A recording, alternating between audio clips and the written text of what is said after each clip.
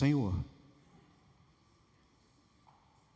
nós te louvamos, reconhecemos o teu senhorio, razão da nossa existência. A tua palavra é clara, dizendo que a razão, inclusive, de não sermos consumidos são as tuas misericórdias. Queremos proclamar que teu Espírito Santo tem a liberdade plena. Pai, que essa noite seja noite de cura, a começar em mim, Pai. Cura minha alma, cura minha mente, cura o meu coração, cura os nossos corações. Faz isso, Senhor, meu Pai, para louvor da tua glória, para que a alegria nossa seja completa. E porque todos que estão aqui oram no nome que é sobre todo nome, no nome de Jesus. Amém?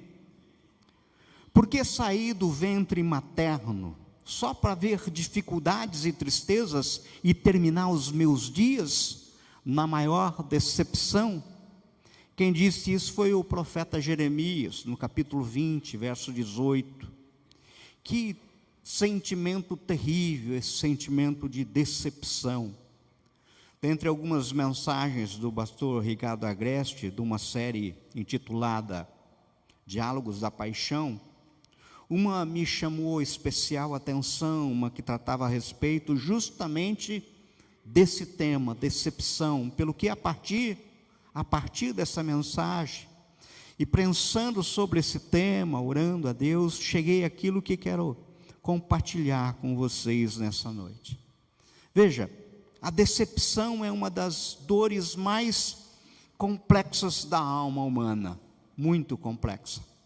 Ela nasce quando expectativas que temos acerca de pessoas que gostamos e que confiamos, surpreendentemente não são correspondidas. No caso, a decepção, ela nos abate, a decepção, ela nos deprime.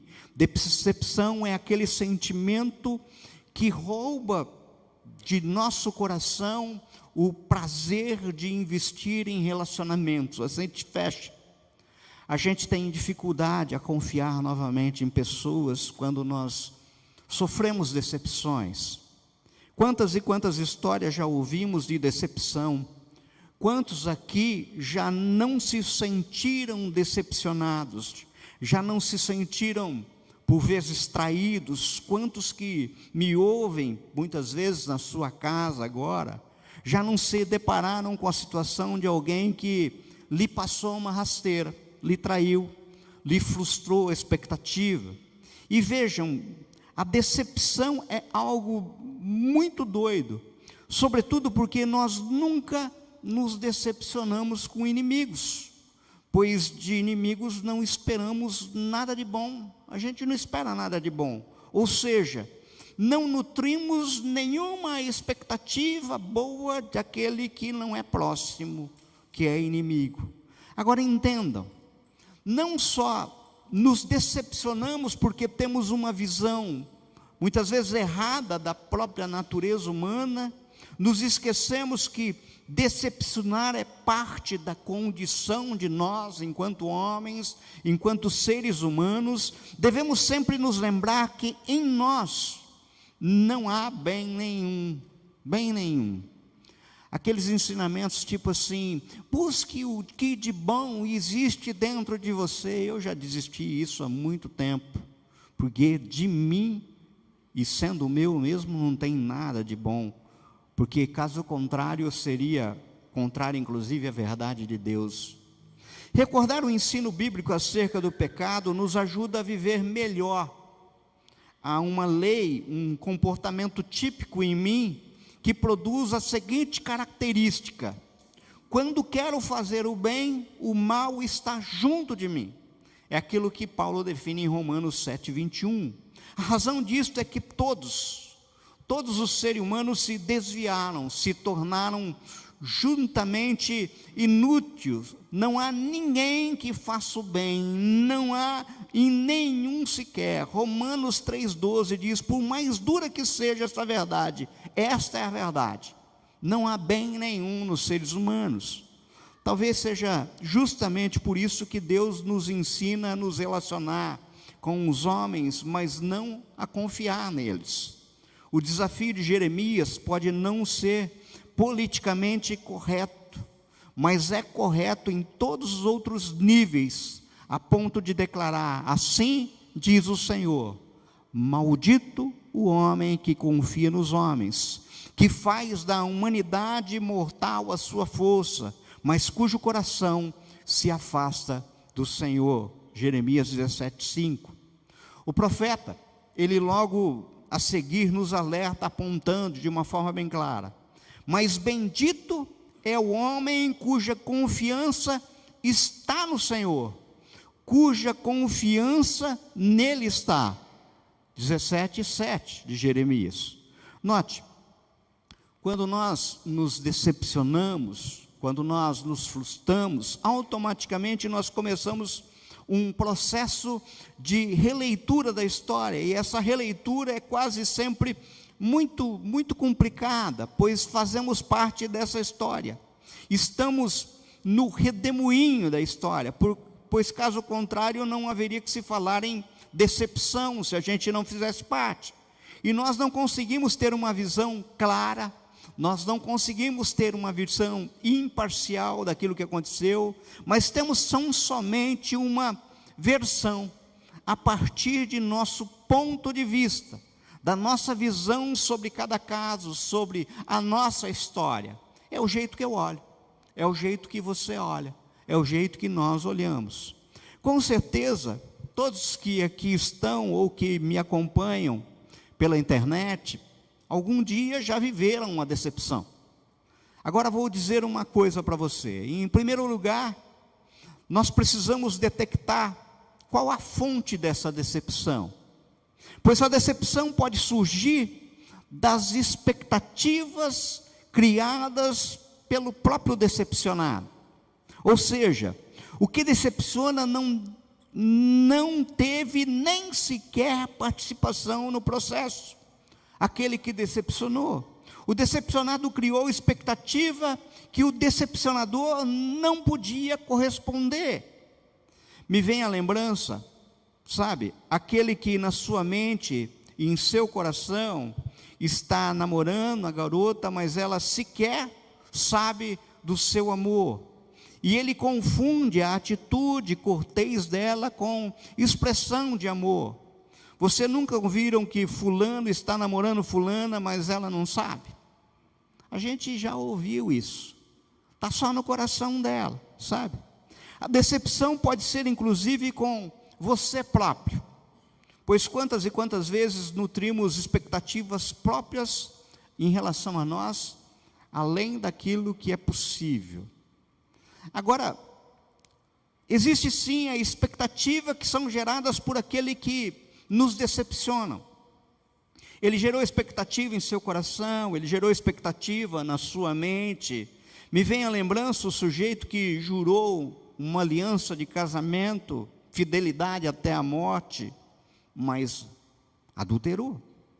Me vem à lembrança aquele que se obrigou por um contrato, mas simplesmente não cumpriu aquilo que se obrigou. Veja, o problema aqui está no caráter daquele que decepciona, que gerou expectativas e não correspondeu. Ele prometeu algo que ele não podia ou ele não queria oferecer.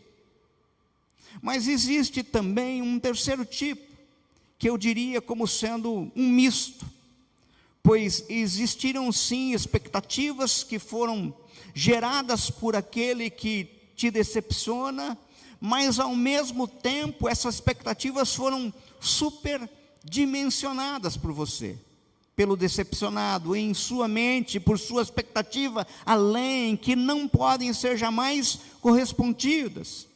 Aqui me vem à lembrança a questão das máscaras, que são utilizadas na conquista, onde aquele que se apaixona efetivamente vê um príncipe ou uma princesa no outro, muito além daquilo que está proposto. Mas a verdade, a gente tem que entender que sinceridade é sincera, Sabe, isso muitas vezes provoca decepção, quando a gente conhece mais de perto. Eu não queria tratar aqui desse segundo caso, nem desse terceiro caso, sabe, motivado por ação de terceiro, mas sim daquela decepção que se instalou em seu coração, em face de uma expectativa, talvez equivocada, talvez exagerada de sua parte, pois na realidade entendo que quando você resolve isso dentro de você, tudo se resolve. A primeira coisa que Deus quer tratar é do meu coração. Que Deus quer tratar hoje, não é com aqueles que se decepcionaram e estão do lado de fora. Ele quer tratar de você que está aqui hoje. Você que me ouve na tua casa. É de você. Você poderia se perguntar, mas por que eu estou apontando isso? Qual a base para essa argumentação? E eu responderia de uma forma simples e lógica, com uma pergunta. O que é mais fácil acontecer, gente? Deus mudar a mim quando eu oro, desejando essa mudança, ou Deus mudar uma terceira pessoa quando eu oro, desejando essa mudança? Muitas vezes essa terceira, nem sabendo que eu estou orando. Quando eu oro pedindo a Deus, Senhor, me muda. Só tem duas pessoas na relação. Eu que quero. E o Senhor que está me ouvindo. Agora, quando envolve uma terceira pessoa. Por isso, eu peço para você, feche teus olhos agora. Continue de os olhos fechados. Eu vou dizer decepção. No caso, qual a lembrança ou imagem que vem em sua mente, em seu coração? Quem vem à mente? Agora, no caso, mesmo de olhos fechados, pense se essa pessoa que veio à sua mente e que você disse que te decepcionou, ela efetivamente te decepcionou? Ou você atribuiu a ela a expectativa que ela não podia, não tinha como corresponder? Abre seus olhos aqui e vamos pensar. É surpreendente quantas e quantas pessoas esperam que outras pessoas as amem com um amor que elas não possuem, que elas não conseguem, mas que só Deus tem para dar. Será que a razão da sua decepção não está intimamente ligado à expectativa e visão desumana para com aquele que te decepcionaram? Sabe?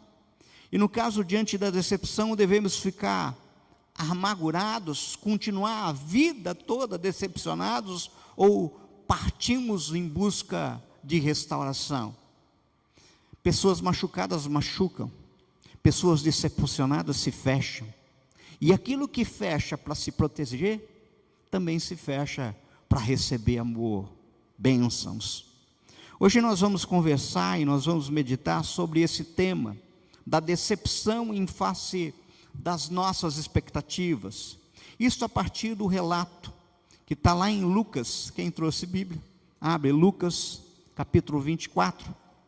É um texto assim, longo, mas nós vamos, à medida que nós fomos lendo, nós vamos estudando ele. Um texto extremamente precioso, rico, e que traz justamente o diálogo sobre decepção e restauração. Lucas 24, a partir do verso 13. Nós vamos fazer a leitura passo a passo, parando e pedindo que o Espírito fale ao nosso coração. Diz assim o texto, verso 13. Naquele mesmo dia, 2 deles estavam indo para um povoado chamado Emaús, a 11 quilômetros de Jerusalém. No caminho, conversavam a respeito de tudo o que havia acontecido. Pare aqui. Veja qual o contexto, qual o cenário para a gente se sutiar. Ou seja, qual é esse dia? Nós estamos falando aqui do domingo da ressurreição, do mesmo dia em que as mulheres tinham ido até o túmulo ver o corpo de Jesus, mas ele não estava lá. O contexto aqui é domingo de Páscoa. O caminho de Emaús é uma caminhada de cerca de 11 quilômetros, é isso que o texto diz. Então nós nos localizamos no tempo e no espaço. Que dia é aonde eles estavam? Agora, a pergunta, quem são esses discípulos? Vejam, se vocês observarem no início do capítulo 24 de Lucas, veremos que Maria Madalena, Joana e Maria, mãe de Jesus, elas foram até o túmulo em que fora sepultado Jesus e o encontraram vazio, não tinha ninguém lá. E lhes apareceu 2 varões de vestes resplandecentes que lhe disseram: por que buscais entre os mortos o que vive? Ele não está aqui, mas ressuscitou. Essas mulheres voltaram, elas falaram para os discípulos, mas isso parecia um delírio, um absurdo. Eles não acreditaram nela. Ou seja, esses 2 são 2 discípulos que ouviram o relato das mulheres e fizeram uma opção naquele momento. No coração, eles fizeram a opção de não acreditar, não crer. E eles estavam a caminho de Emaús, justamente conversando sobre tudo o que tinha acontecido. Essa é a cena. Mas por quê? Mas sobre o que eles estavam conversando? Veja, pensando sobre isso, é fácil concluir que eles estavam conversando sobre a prisão de Jesus, eles estavam conversando sobre a humilhação e sofrimento de Jesus, eles estavam conversando provavelmente sobre a farsa que foi o julgamento de Jesus, eles estavam conversando sobre a morte de Jesus, eles estavam conversando sobre o sepultamento de Jesus, eles estavam conversando sobre o estranho evento que envolveu aquelas mulheres.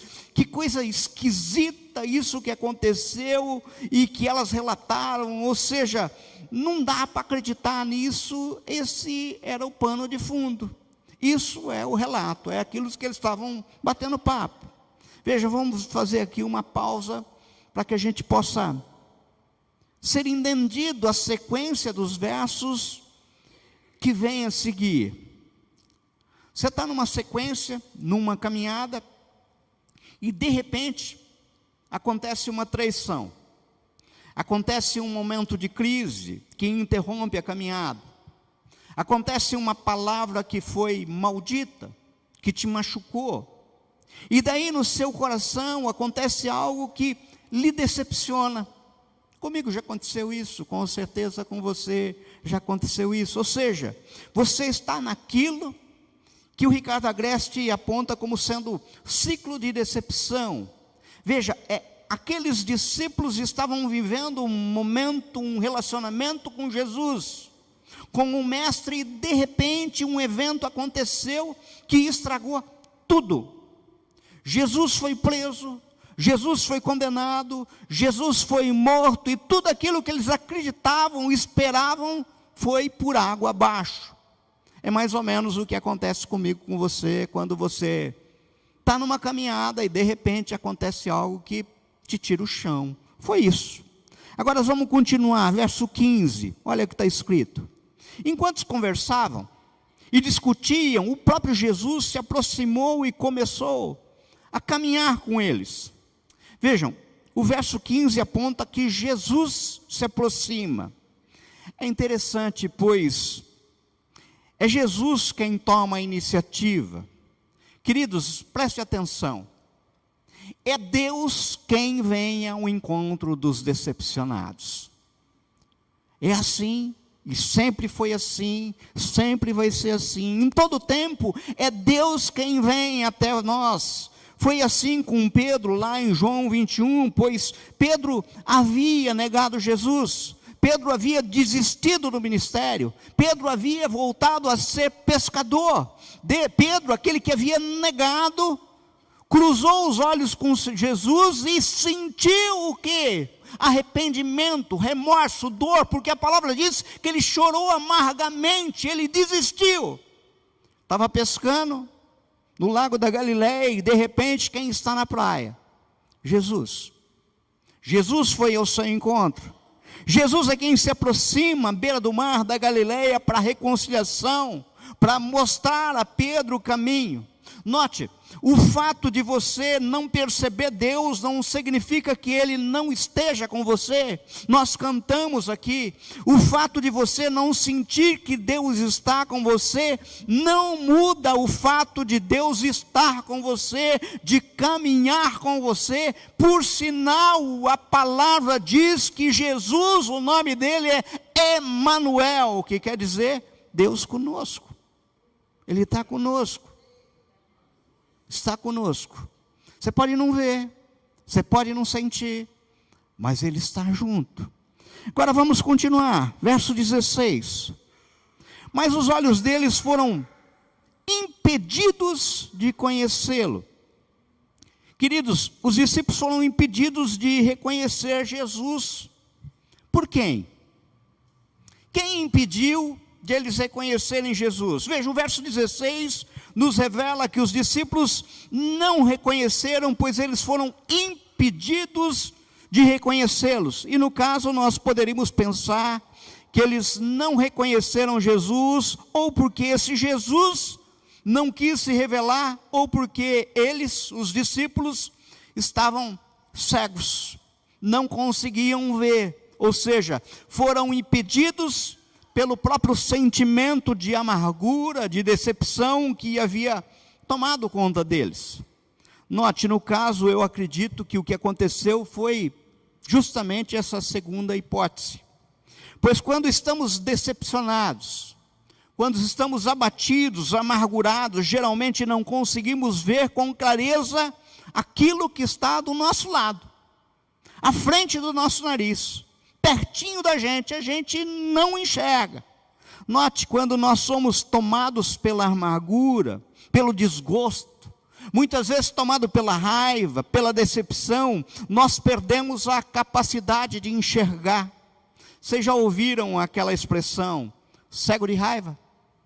Nós já ouvimos isso. Ficou cego de raiva. Interessante que nós perdemos até a capacidade de enxergar Deus, de enxergar as portas que Ele abre, de enxergar as pessoas que Ele coloca ao nosso caminho. A gente fica cego, a gente é impedido. Por quem? Por nós mesmos, por nossa decepção, por nossa cegueira. Mas o texto continua, verso 17. E ele lhe perguntou, é Jesus perguntando, sobre o que vocês estão discutindo enquanto caminham? Eles pararam com rostos entristecidos. Queridos, preste atenção aqui. É interessante que o que Jesus faz há 2000 anos atrás é exatamente o que a psicologia moderna faz. A técnica mais moderna ensina aos terapeutas. Jesus de início não quer falar, Ele quer ouvir. Jesus, o maior psicólogo que já existiu, como diz Mark Barker, Jesus instiga os discípulos a falarem, sabe? Ele observa, ele não tem de começar falando, ele quer ouvir para curar. Precisa começar. A cura começa pela verbalização do problema, é por isso que ele inicia o diálogo. Veja que o texto deixa bem claro que eles estavam entristecidos, tomados pela amargura, e no caso, aqui nós detectamos um problema mais recorrente do que a gente imagina. Pois convenhamos, quando estamos amargurados, decepcionados, quando somos incapazes de perceber Deus à nossa volta, nós temos a tendência, inclusive, de falar besteira. A gente tem a tendência de falar tanta besteira que muitas vezes a gente machuca, magoa as pessoas que estão à nossa volta, do nosso lado. E isso é fácil de perceber. Olha o que tem no verso 18, acompanhem comigo. Um deles, chamado Cleopas, perguntou-lhe, você é o único visitante em Jerusalém que não sabe das coisas que ali aconteceram nesses dias. Perceberam? Querido, querida, se coloca no lugar de Jesus, ouvindo isso.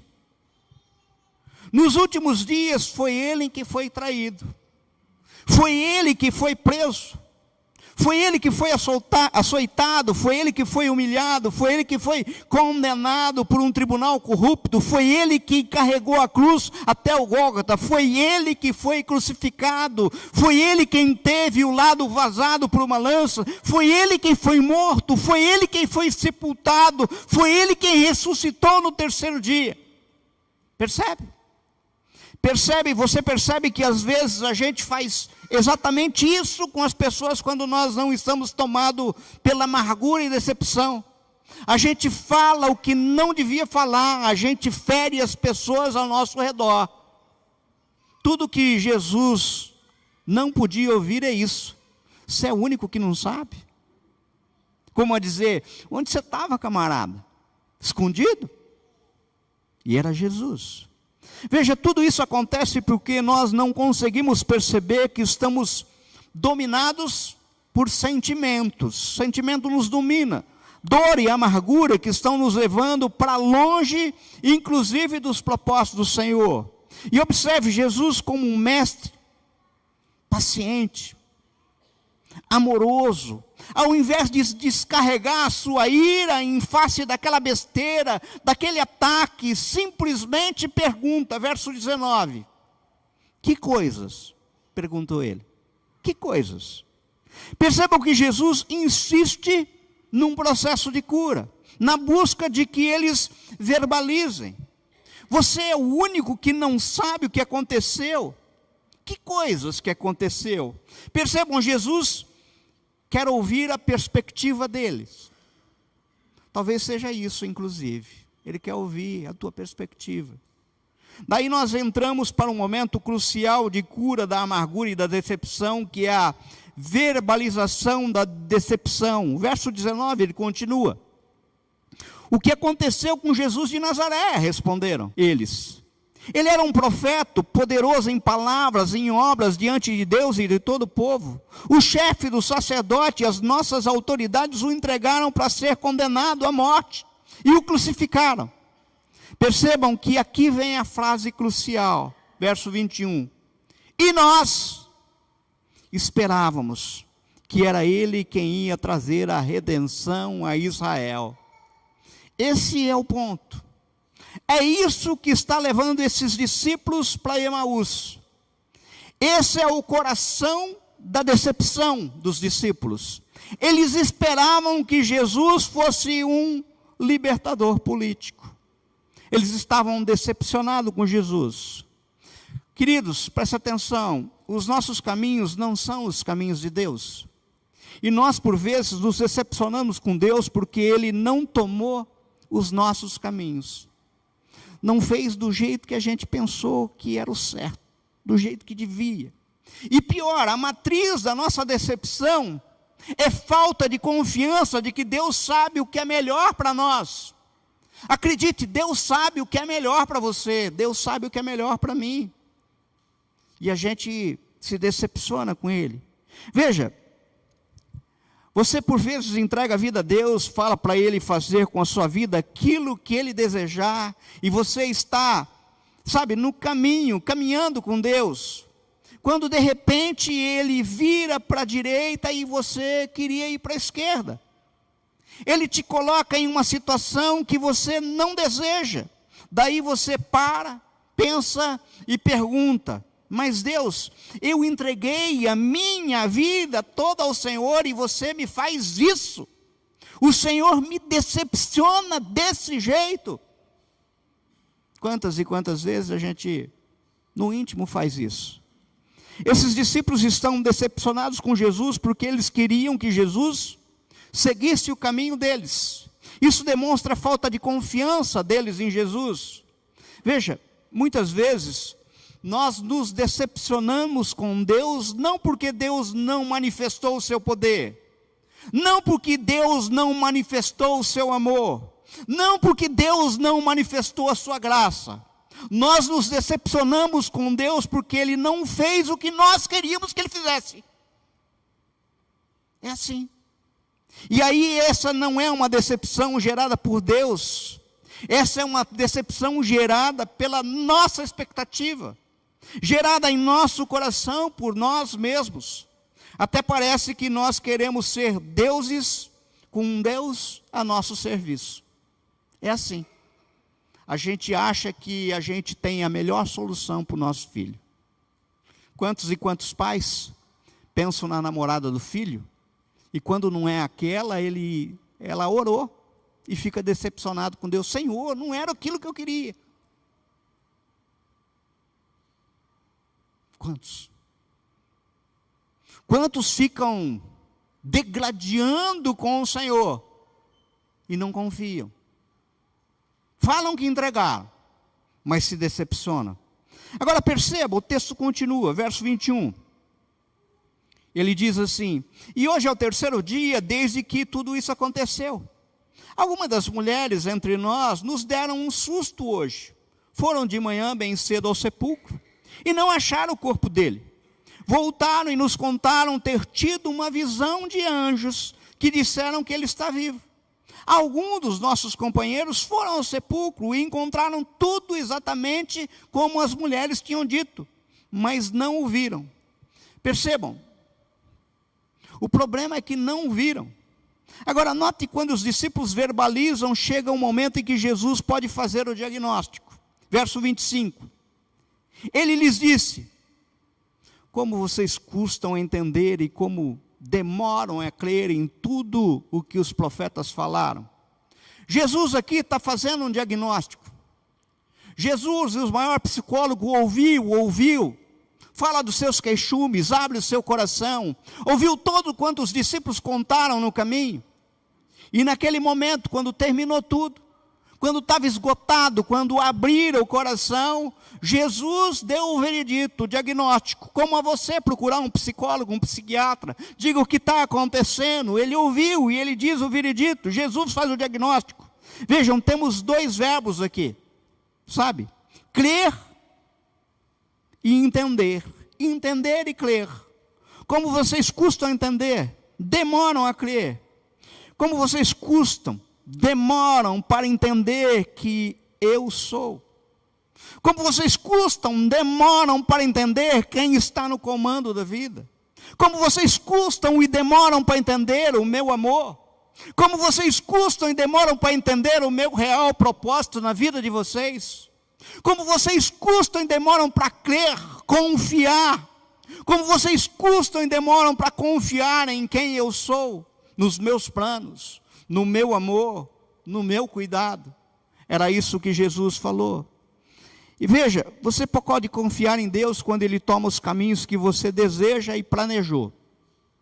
Inclusive quando Ele toma os caminhos que você preconcebeu, é fácil confiar em Deus. Mas quando você se depara diante de uma situação em que há uma bifurcação diante de você, e a cultura te diz uma coisa e Deus te diz outra, o negócio muda de figura. Queridos, quantos casais estão se destruindo porque simplesmente não se atêm a princípios bíblicos diante da dificuldade, das máscaras que caem, do vinho que falta? Busca soluções no que o mundo oferece. Buscam se batizar nos padrões ditados pela sociedade e não por Deus. Hernandes Dias Lopes tem uma frase que eu gostaria que vocês guardassem. Porque as coisas têm mudado, as pessoas têm pensado diferente. As pessoas têm falado que a gente precisa muitas vezes até rever a Bíblia, atualizá-la. Hernandes diz: a sociedade deve se adequar às Escrituras e não as Escrituras se amoldarem à sociedade. A gente tem que entender isso. Hoje em dia as pessoas estão relativizando Deus. Não faça isso, nosso Deus é absoluto. Não pode ser feito desse jeito, irmãos. Chega a sua felicidade aqui e agora o seu dinheiro de volta. Quantas e quantas pessoas estão caindo na autoajuda, no coach, Estão buscando solução onde não é solução. Deus é claro. Agora o texto continua, verso 26. Jesus falando: não devia o Cristo sofrer essas coisas para entrar na sua glória? E começando por Moisés e todos os profetas, explicou-lhe o que constava a respeito dele em todas as Escrituras.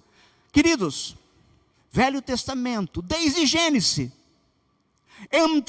terminando em Malaquias, começando em Mateus e indo até Apocalipse, toda a centralidade é Cristo Jesus. Cristo Jesus é o centro de toda a Escritura. Temos o início aqui, um ciclo que a gente chama de ciclo de reconstrução. Veja, quando nós decepcionamos, nos amarguramos e tudo à nossa volta é destruído, é como se o nosso caminho, a nossa vida não fizesse mais sentido. A nossa vida fica como quem escombros. E quando a gente olha escombros, a gente fala assim, é preciso reconstruir. Jesus, no caso, começa a reorientar os pensamentos, os sentimentos desses discípulos. Veja, quantas e quantas vezes fazemos um monte de besteira na nossa vida, nos destruímos, nos amarguramos, ofendemos, fazemos a nossa família sofrer, as pessoas que mais amamos sofrer, porque estamos seguindo os padrões da cultura e não de Deus, seguindo caminhos e não os caminhos de Deus, caminho do mundo. Veja, muitas vezes você está decepcionado, você está destruído, destruída, amargurado, amargurada, simplesmente porque fez opção por caminhos que infelizmente não são um caminho de Deus. Você fez uma escolha. Note, todo o processo de reconstrução passa por entender quem Deus é. Querido, até para você se consertar com as pessoas que estão do lado de você, se você não entender quem é o seu Deus, não tem conserto. Se você não se consertar em primeiro lugar com o Senhor, não adianta querer perder tempo se acertar com um do lado, você não vai conseguir. Quais são os seus propósitos e o resgate da confiança? É isso em face de tudo aquilo que Ele já fez. Em suma, Jesus se aproxima de nós, nos escuta, nos reorienta a partir da palavra, a partir de uma coisa que a gente entende como veredas eternas. Queridos, esse livro não é desatualizado. Ele é o jornal de amanhã, de ontem, de 2.000 anos atrás, de 4.000 anos atrás. E se Jesus não voltar antes, ele será o de 4.000 anos para frente, de 8.000 anos para frente. Ele não altera. Vejam, no caso, Jesus começou a ensinar, os discípulos começam a ouvir, eles começam a prestar atenção, mas agora eles precisam passar para um outro momento da cura. A cura é essa: o Senhor ouve, o Senhor faz um diagnóstico, e daí Ele reorienta, diz: olha, você errou aqui, você precisa se acertar aqui, mas você entrou aqui e precisa entender.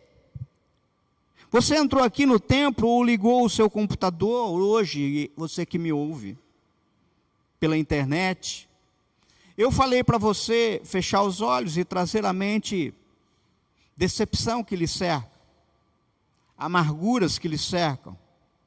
Depois eu comecei a falar sobre as possíveis raízes dessa amargura. Eu comecei a partir do texto, fazer um diagnóstico. Estou a falar da Escritura. Você está entendendo aquilo que eu estou falando? Acredito que eu estou sendo claro. A linguagem que eu estou falando é português correto. Não tem confusão. Mas se você, após tudo isso, não mudar de atitude, não alterar a direção, você vai continuar se afundando na decepção e no sofrimento. Ou seja, vai continuar caminhando para Emaús. Nada muda se você não tiver atitude a partir daquilo que Deus está falando com você nessa noite, meu querido, minha querida. Sabe? Preste atenção no final desse texto bíblico, verso 28. Olha lá, em diante. Ao se aproximarem do povoado para o qual estavam indo, Jesus fez como quem ia mais adiante. Mas eles insistiram muito com ele: fique conosco, pois a noite já vem. O dia já está quase findando. Então ele entrou para ficar com eles. Quando estava à mesa com eles, tomou o pão, deu graças, partiu e o deu a eles. Então os olhos deles foram abertos e o reconheceram, e ele desapareceu da vista deles. Perguntaram-se um ao outro: não estava queimando o nosso coração, enquanto ele nos falava no caminho e nos expunha as Escrituras? Veja, aqui está o ponto de mudança, verso 33. Levantaram-se e voltaram imediatamente para Jerusalém. Mudança de direção. Queridos, é incrível que, na absoluta maioria das vezes em que eu e a Ana conversamos com casais, muitas vezes em crise, nós os ouvimos até que eles mesmos possam revelar quais são as raízes de amargura, qual que é a fonte de decepção. Daí eu não tenho solução de mim mesmo, a Ana também. Daí nós começamos a simplesmente lhe mostrar ou simplesmente relembrar quem é Deus. Sabe por quê? Porque a amargura faz com que as pessoas se esqueçam quem é Deus. E a gente precisa relembrar eles, quem que é Deus? Lhes mostrar que para o milagre acontecer é preciso crer, é preciso confiar.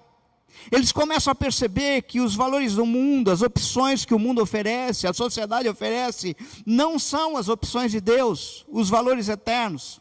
E daí chega um momento em que eles precisam tomar uma decisão, acompanhado de uma atitude. Porque decisão sem atitude não é decisão. Precisam optar em obedecer e voltarem para as veredas eternas, para os propósitos do Senhor, para a restauração, para a reconstrução, ou continuar se afundando na decepção, na amargura e no sofrimento. Veja, os discípulos decidem voltar para Jerusalém, pois é lá que o Espírito Santo vai ser derramado. O Senhor falou isso. Este é o plano do Senhor, entenda, uma vez por todas. Não há nada melhor do que ficar no centro da vontade de Deus. Moço, moça, você que muitas vezes nos visita aqui hoje pela primeira vez, não há nada melhor do que ficar no centro da vontade de Deus. Nem à direita, nem à esquerda, no centro da vontade de Deus.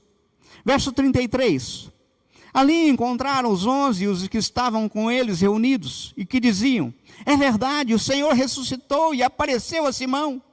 Então, os dois contaram o que tinha acontecido no caminho e como Jesus fora reconhecido por eles, quando partiu o pão.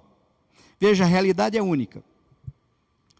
2 discípulos estavam indo para Emaús, porque estavam confusos, estavam decepcionados, amargurados, mas quando Jesus vem ao encontro deles, lhe devolve o sentido. E perceba, não é estranho um Jesus que se preocupa com 2 que estão a caminho de Emaús? É o mesmo Jesus que se preocupa com 1, que muitas vezes está perdido, num caminho errado. E o Senhor se apresenta, sabe? Quando Jesus vem ao encontro dele, lhes devolve o sentido, de modo que eles possam ver o quanto equivocados estavam. Eles resolvem ter uma atitude. Eles voltam para Jerusalém, onde está o centro da vontade de Deus, e onde nunca, inclusive, deveriam ter saído. Quantos aqui hoje estão a caminho de Emaús? Quantos que me acompanham pela internet estão a caminho de Emaús? Quantos estão hoje sabe, entristecidos, cegos. Eu vou concluir. Note, eu poderia concluir as coisas afirmando que, de fato, existem umas coisas que são verdades. Nós não tivemos pais perfeitos. Nós não somos uma pessoa perfeita. Nenhum aqui. Não nos casamos com a pessoa perfeita.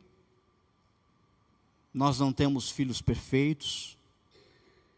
Nós não estudamos nem trabalhamos num lugar perfeito. Não frequentamos uma igreja perfeita. Logo vamos ter queixas uns dos outros. As pessoas nos decepcionam, mas nós também decepcionamos pessoas. Muito. O único remédio para esse mal, acredite, chama-se perdão. Perdão. Como nos afirma Hernandes Dias Lopes, o perdão constrói pontes onde a decepção cavou abismo. O perdão cura as feridas feitas pela decepção. Veja, é quase que absolutamente impossível você, ao examinar seu coração, não encontrar nenhuma amargura, nenhuma decepção. Se você examinar-se e não encontrou nada, eu vou lhe dizer uma coisa. Examina de novo. Dá uma procuradinha direito, sabe? Talvez seja a hora de você fechar os olhos outra vez e olhar para dentro de você. Se você não encontrou nada, eu acho que o exame não foi muito bem feito. Quem sabe você precisa repensar. Agora a pergunta é, tá bom, eu encontrei a amargura, a decepção, ela está aqui dentro de mim. E agora? O que eu faço? Bem, o mesmo Senhor que estava a caminho de Emaús, Ele está aqui agora. Sabe? Você pode não estar vendo, você pode não estar sentindo, mas isso não muda o fato de Ele estar presente. E no caso, acredite, de um jeito ou de outro, Ele já revelou para você qual que é o processo de cura. Qual a metodologia que Ele utiliza para a restauração. Então, nos resta iniciar o processo. Que tal você começar nessa noite com uma oração, contando para Ele o que aconteceu? Que tal você verbalizar, ou se você não tiver coragem de verbalizar, você só calar-se diante do Senhor e mostrar a tua decepção? Sabe? Porque se você verbalizar, não é porque Ele não sabe. Mas é um santo remédio, sabe por quê? Porque muitas vezes você não sabe. Quem sabe a decepção que lhe amargura não teve nenhum nascimento externo, mas nasceu dentro de você, em face de expectativas equivocadas em relação a outras pessoas, ou até mesmo em relação ao próprio Senhor. Sabe, eu muitas e muitas vezes já fiquei angustiado. Aliás, como eu já falei aqui outras vezes.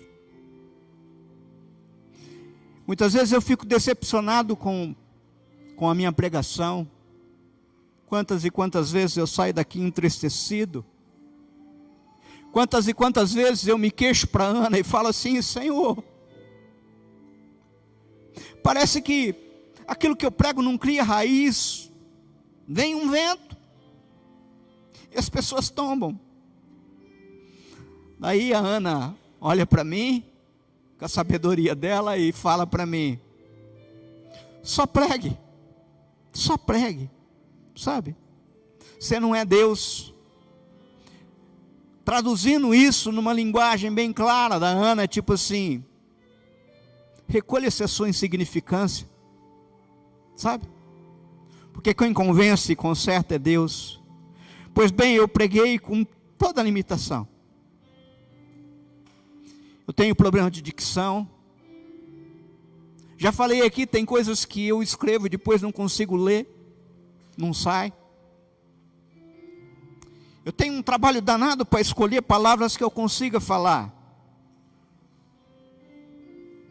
Mas Jesus, no seu amor, eu acredito que o Espírito Santo está agindo aqui no templo onde você estiver, na sua casa.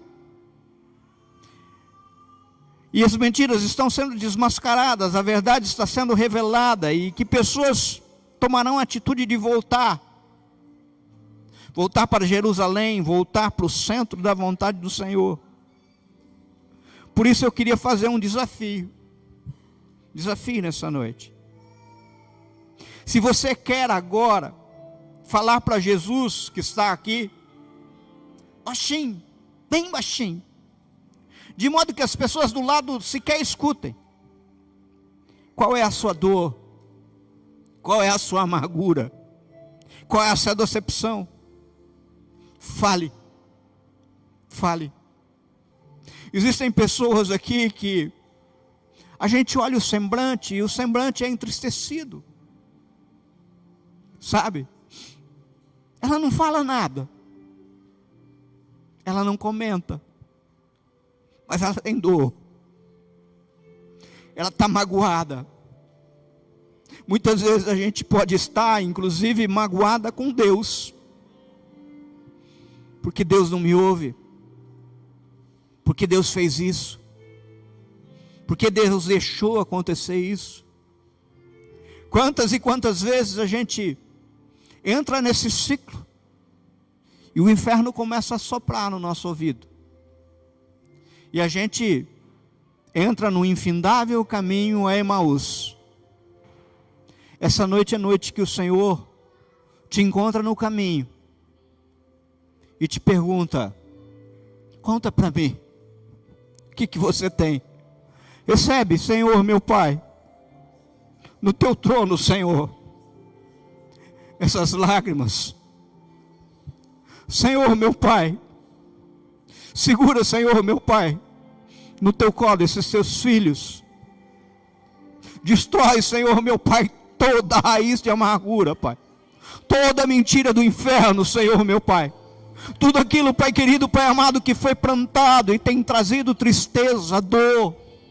Oh, Pai querido, Pai amado, destrói agora por completo, Senhor, por completo. Pai querido, Pai amado, escreve uma nova história, Senhor. Pai querido, até diagnóstico médico, Senhor meu Pai, que tem dado, Senhor, tristeza em corações, Senhor, altera, Senhor meu Pai, nessa noite. Pai, nós queremos ver milagres, Senhor. Dá alegria, Senhor meu Pai, ao teu povo, Senhor. Dá alegria ao teu povo, Senhor. Pai querido, Pai amado, nós voltamos aos teus caminhos, Senhor, as tuas veredas eternas, Pai. Traz cura, Senhor meu Pai. Eu oro, ele canta lá baixuri, canta lá baixais, no nome que é sobre todo nome, Pai, no nome de Jesus. Pai, que essa mensagem que falou aos corações tire as camas de nossos olhos, que as decepções sejam curadas e voltemos todos ao centro da tua vontade, que haja arrependimento e perdão. Nos lembremos, Senhor, quem é o nosso Deus. É o que te pedimos, no nome que é sobre todo nome, no nome de Jesus.